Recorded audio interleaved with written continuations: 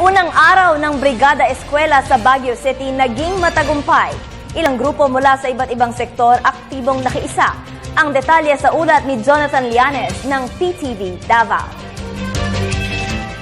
Sama-sama nakibahagi ang iba't ibang mga volunteers mula sa mga universidad, kolehiyo, religious sector, kapulisan, lokal na pamahalaan, mga magulang at kinatawan ng pribadong sektor dito sa lungsod upang isaayos ang mga kagamitan sa loob ng 123 silid-aralan ng Baguio City National High School.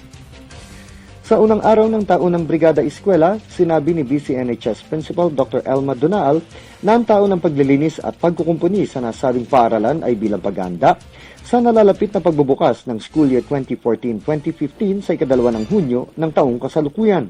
Of course, year in, year out, we really see that ang ating eskwelahan ay handang-handa na sa June 2. Klase, mag-umpisa na ng klase, recitation already.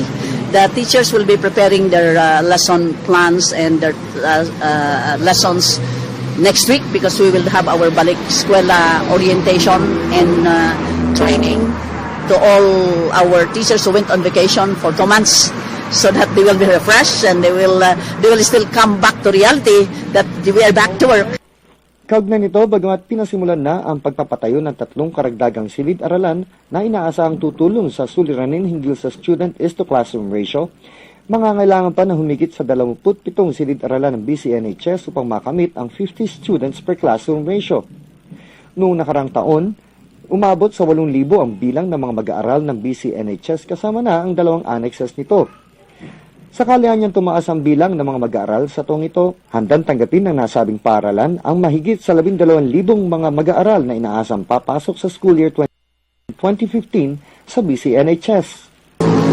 For our school now, for City High, because we have only 2 annexes left, to include now the 2 annexes, if we will maintain our enrollment last year of 6,005 and about 1,000 in our 2 annexes, then we will be having about 7,005 to 8,000.